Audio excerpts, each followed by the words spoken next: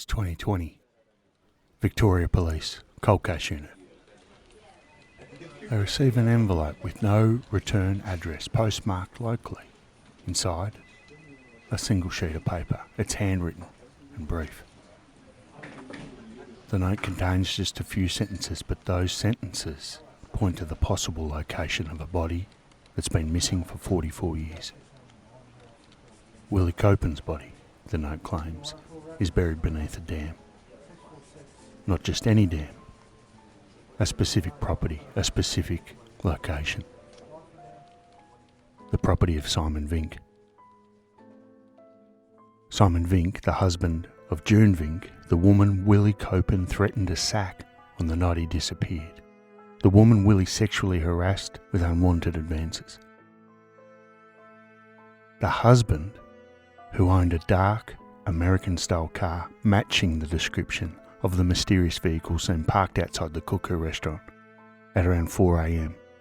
on February the 29th, 1976. Simon Vink, who died years ago, who was never questioned, who never had to answer for what he may or may not have done that night. But he was far from the only suspect who fit the trinity of means, motive, and opportunity. Welcome back to Struth. This is part 2 of the disappearance at the Cuckoo, our investigation into the vanishing of Australia's first celebrity chef, Willi Koeppen. In part 1, we laid out all the evidence: the abandoned van with keys in the ignition, the mysterious car parked the wrong way outside the restaurant, the 3 a.m. phone call to Dr. Butler's surgery, the kitchen doors left open, Dr. Butler's inexplicable decision to bring antipsychotic drugs to a drinking session, and the catastrophic failure of the police investigation. If you haven't listened to the first of our 2-part series, please go back and do so now. All of it points to one conclusion: Willi Koeppen was murdered. So now in part 2, we're going to examine every suspect, every theory, every possible explanation. Because somewhere in this small community of Olinda in the Dandenong Ranges, someone knows what happened. Someone killed Willi, or helped kill him, or covered it up. And we're going to look at each of them.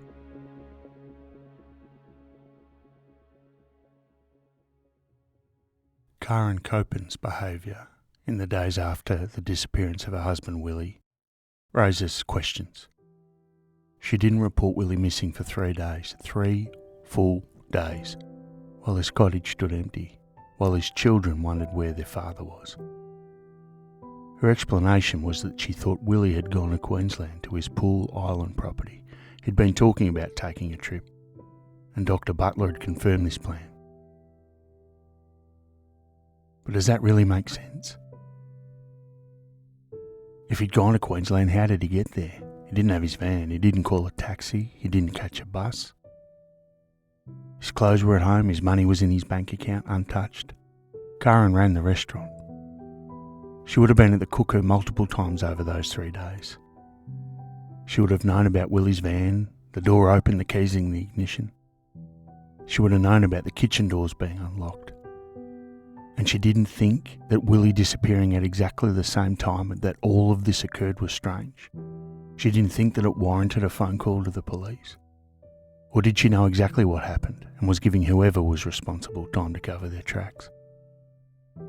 Years after the events of that night, Willi's daughter Sabina confronted her mother directly. She asked Karen what she really thought had happened to Willi. Karen's response has haunted the family ever since. I really think it was an accident. An accident. Not, I don't know what happened, not, I think someone killed him, but I think it was an accident. What could that mean? How would Karen know it was an accident, unless she had information about what had happened, unless someone had told her, unless she'd been there? An accident implies that something went wrong unintentionally, that whatever happened to Willi wasn't planned and wasn't deliberate, that someone made a mistake, that events spiralled out of control, and that death occurred, but wasn't the intended outcome. So what kind of accident? A confrontation that escalated? A physical altercation where someone hit Willi harder than they meant to? An interaction with medication that went wrong? And if it was an accident, why wasn't it reported? If Willi died accidentally, why not call an ambulance or call the police to explain what happened? I suppose the reason that you wouldn't do these things is if the accident occurred under circumstances that might have been a bit tricky to explain. If the people involved couldn't afford to have their presence revealed. If there were other factors, affairs, conspiracies, cover-ups, that made calling the authorities problematic. There's another detail about Karen that's worth examining, something that multiple people have alluded to over the years.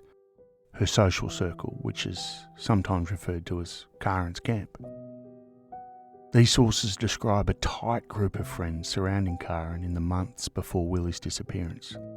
The group included Dr. Butler, who we've heard about, his wife Anne Robinson, Karen's lover, Tony Benici, a Melbourne barrister.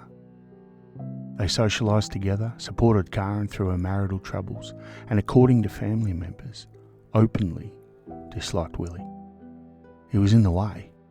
He was an embarrassment. He was an obstacle to Karen's happiness. Disliking someone isn't a crime, and supporting a friend through a difficult marriage is, for the most part, admirable. But it does create a very interesting dynamic. When you have a group of people who all benefit from Willi's absence, Karen could run the restaurant without him, she could pursue her relationship without hiding, she could escape the constant fights and the alcoholism and the volatility. Butler and Robinson wouldn't have to watch their friend Karen suffer. They wouldn't have to respond to crisis calls about Willi's suicide threats. They wouldn't have to mediate fights. And Karen's lover, of course, Tony Benici, could have Karen without the complication of a husband who refused to agree to divorce. Everyone in Karen's camp had motive for wanting Willi gone. Not necessarily dead, but gone, away, out of the picture. Did that wish become something more concrete? Did someone in that group decide to make it happen? Did they plan it together? Or did one person act on behalf of the group? Karen ran the Cuckoo restaurant successfully for decades after Willi's disappearance. She never remarried, she raised the children, she maintained the business that Willi had built. And she died in 2022 at age 88, taking whatever she knew to the grave. Before her death, she maintained her innocence. She told her children she had nothing to do with Willi's disappearance. And when confronted, she continued to say that she simply thought it was an accident. But she never explained how she knew that. She never revealed who might have told her. She never filled in those gaps. And now she's gone, and the chance to learn what she knew is gone with her. Following on from that theory is the jealous lover theory. Remember, both Willi and Karen were having affairs. Karen, as we mentioned, was involved with Tony Benici, the Melbourne barrister, part of Karen's camp. But Willi also had a lover, a woman he'd been seeing, and that relationship ended badly 6 months before his disappearance, when he allegedly found her in bed with someone else. After Willi's disappearance, police received a tip. A man in South Australia, reportedly the same man Willi had discovered with his lover, had admitted to murdering Willi in a jealous rage.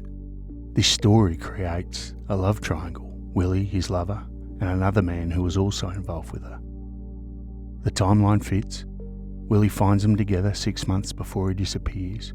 He's devastated. The relationship ends. It explains, perhaps, the spiralling of his mental and physical health. The other man's still around, still involved with this woman, and maybe there's some animosity, jealousy, unfinished business just bubbling away under the surface. Then on the night of February 28th/29th, this man learns that Willi is alone, intoxicated, vulnerable. There's a confrontation, things escalate. The body needs to be hidden. The mysterious car at 4 a.m, the dark American sedan parked the wrong way. Maybe it belonged to him. Police questioned this person of interest in 2014, nearly 40 years later, but no charges were ever laid. We don't know why. The details have never been made public. Another surprising theory comes from a colourful source. In 1991, none other than Mark Chopper Reed, one of Australia's most notorious criminals, published his book, Chopper, From the Inside. And indeed, the book itself was written while Chopper was on the inside. In it, he claimed that convicted killer Alex Tsamarkas had confessed in Pentridge Prison that the bloke owed him money and there was a falling out. Alex Tsamarkas, the man identified by Chopper Reed, was also known as the Barbecue King. Not because he sold barbecues, but because of the way he got rid of bodies. He was convicted of at least 2 murders and suspected in 8 more. He was beaten to death in Pentridge in 1988. But police found no evidence linking Tsamarkas to Koeppen. No proof Willi was ever in debt. The Cuckoo was highly profitable. And Chopper Reed, of course, was notoriously unreliable. His books were riddled with exaggerations and furphies. The 2018 coroner found that there was no evidence to support this theory. Chopper, of course, once famously stated that the truth should never get in the way of a good yarn. And what a yarn this was.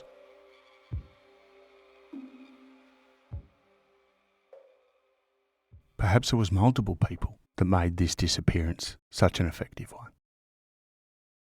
This is a theory that some investigators find most credible. Willi was murdered by someone he knew, someone in his inner circle, someone close to home, someone who had help. Because almost everything about this case points to someone who knew Willi's routines, knew the layout of the restaurant, knew where he'd be and when. The mysterious 3 a.m. phone call suggests someone who knew Willi was at Dr. Butler's surgery. How would a stranger know that? The staging of the van, parked in an unusual location with its door open and keys in the ignition, suggests someone may be trying to make it look like Willi had returned to the restaurant, when actually he hadn't. The unlocked kitchen doors suggest perhaps that Willi was interrupted when he was locking up, or someone else opened them to make it look like Willi had been there. The absence of a struggle, the lack of witnesses, the complete disappearance, all of this suggests planning, organisation, knowledge of the area. And statistically, of course, in cases where someone disappears under suspicious circumstances, the perpetrator is more often than not someone known to the victim. A family member, a friend, a business associate, a lover. Random abductions by strangers are rare. Professional hits by organised crime usually leaves bodies as warnings. But murders by intimates, murders that arise from personal grudges or domestic situations or financial pressures, these are the murders where bodies disappear and cases go cold. So if we accept, or at least consider, the inner circle theory for a minute, who becomes the main suspect? Butler's the obvious one. He was the last to see Willi alive. He had opportunity and means, even according to his own statements. He had access to those sedating drugs and a possible motive if he was as loyal as everyone seems to think he was to Camp Karen. But he's never been charged and no direct evidence links him. Karen too had motive. She wanted out. She wanted control of the restaurant, and that accident comment suggests some layer of knowledge. Her delay in reporting him could be explained by their estrangement, though. And what about Karen's lover, Tony Benici? Willi was the obstacle, but again, no evidence was ever found that he was involved. Or was it all of them? A conspiracy? Butler sedating Willi, someone else coordinating the 3 a.m. call that got Willi to a certain location, the disposal of the body, the staging of the van.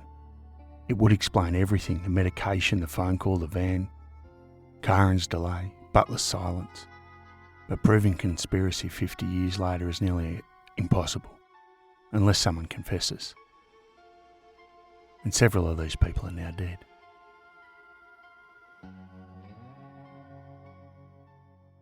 At the top of this episode, we spoke about Simon Vink. Let's think about this from his perspective for a moment. It's late on a Saturday night. Your wife comes home upset. She tells you what happened at the restaurant. Her boss, drunk, abusive, volatile, threatened to fire her. Worse, he made unwanted sexual advances, propositioned her, harassed her in a way that even in the 1970s would make any husband furious. And it wasn't the first time. And you know where that boss is, because word travels fast in a small community like Olinda. You know Willi Koeppen's still drinking at the restaurant, or nearby. You know he's drunk, vulnerable, alone. Maybe you just want to scare him. Maybe you want to have it out with him, to tell him to stay away from your wife. Maybe you drive up to the Cuckoo in your dark American sedan to confront him. Police identify only 2 cars in the local area fitting the description of that mysterious sedan, and Simon Vink owned one of them. That's not speculation, that's a documented fact. Simon Vink had a car matching that description. As we've mentioned, he had motive. His wife had been threatened and harassed. And he had opportunity. He lived locally, he knew the area, could have easily driven around to the Cuckoo in the early hours. And then, of course, there's that note. 44 years after Willi disappeared, police received that anonymous note. The note that claimed Willi Koeppen's body was buried beneath a dam. Not just any dam, a dam owned by Simon Vink. But the questions remain, who sent the note? Why wait 44 years? What did they know? The note has never been verified, and the dam, as far as we know, has never been searched. But that tip exists, sitting in a police file, pointing directly at Simon Vink. However, he passed away years ago, as did his wife June, taking whatever they knew to their graves. Again, crucially, there's no physical evidence linking him to Willi's disappearance. His car was never forensically examined. Not in 1976, not ever. And even if it was his car, even if he was there, maybe he was too late. Maybe someone else had already addressed his Willi Koeppen problem.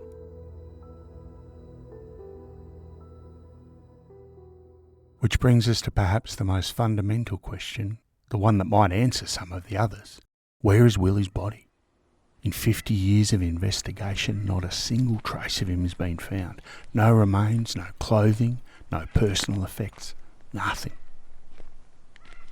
The most obvious answer is that he's somewhere out in the Dandenong Ranges. The steep, densely forested hills have swallowed the body and won't give it back. The terrain's treacherous, dense undergrowth, deep gullies, mountain ash forest. In the years since 1976, there have been plenty of bushfires that have burned through parts of the Dandenongs, potentially consuming or scattering any remains. If someone killed Willi near the restaurant and dragged his body into the forest, there are countless places where it could have been hidden. A steep ravine where the body tumbled down and was covered by falling leaves and branches. A deep gully filled with ferns where searchers would never think to look. A location off any of the many trails where even experienced bushwalkers wouldn't venture. And of course in 1976 forensic techniques were more primitive. Search methods were less sophisticated. There weren't drones, ground penetrating radar, cadaver dogs.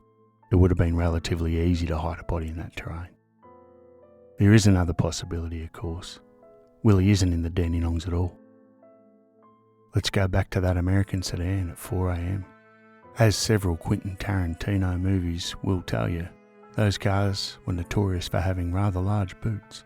It could have easily transported Willi's body anywhere, to the city, into Bass Strait, to a construction site, to a rural property. If the murder was planned, the body could be far from the Dandenongs. Or maybe we're looking at that car all wrong. Maybe the call at 3 a.m.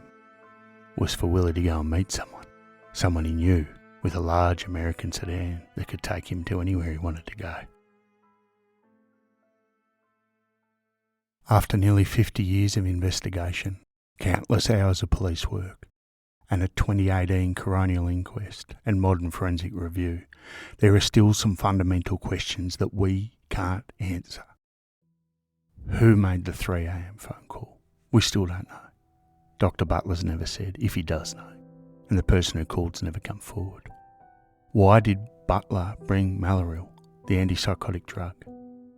About the only thing I think we can say about that is that inviting someone to keep drinking and giving them an antipsychotic drug at the same time is not the act of a friend.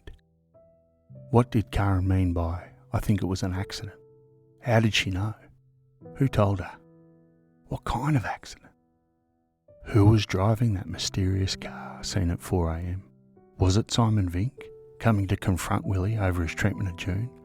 Was it connected to the disappearance at all, or just an unfortunate coincidence that's been a red herring in this investigation for 5 decades? Was the anonymous 2020 tip about Simon Vink's dam credible? Is Willi buried there? Why has it never been searched? Is there any significance to the escorts who visited the restaurant before and after Willi's disappearance? Or was it just a sad detail, one that characterised Willi's spiralling personal life? Why is Willi's van parked in that unusual location? Was he the one that parked it there? Did someone else move it? What does the location tell us about what really happened? And the biggest question of all, who did it? Who's responsible for the death of Australia's first celebrity chef? And who's still around keeping secrets? In March 2021, the Cuckoo restaurant closed after 63 years. Family sold it in 2022. Karen died that same year at 88, taking whatever she knew with her. Time's running out.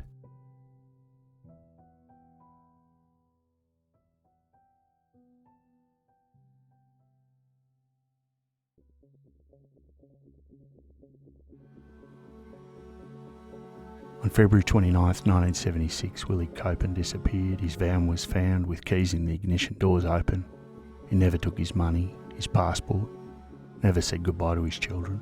2018 coroner ruled his death as a suspected homicide, and Victoria Police maintains an open investigation. Somewhere, either in the Dandenongs or far away, or destroyed, Willi's remains wait to be found. Somewhere, someone knows the truth. Truth. What a tale. Thanks for listening to this 2-part investigation into the disappearance of Willi Koeppen. I'd love to know what you think about this case. Who did it? Why? You can find us on all of the socials. Just look up Struth Podcast or send me an email, struthpodcast@gmail.com. While you're at it, make sure you give us a like. Tell a friend about the show, anyone who likes a good mystery, a good yarn. And if you've got a special request for an Australian mystery that you'd like me to cover, you can reach out with those as well. Until then, thanks for the support and thanks for listening. I really appreciate it. Cheers.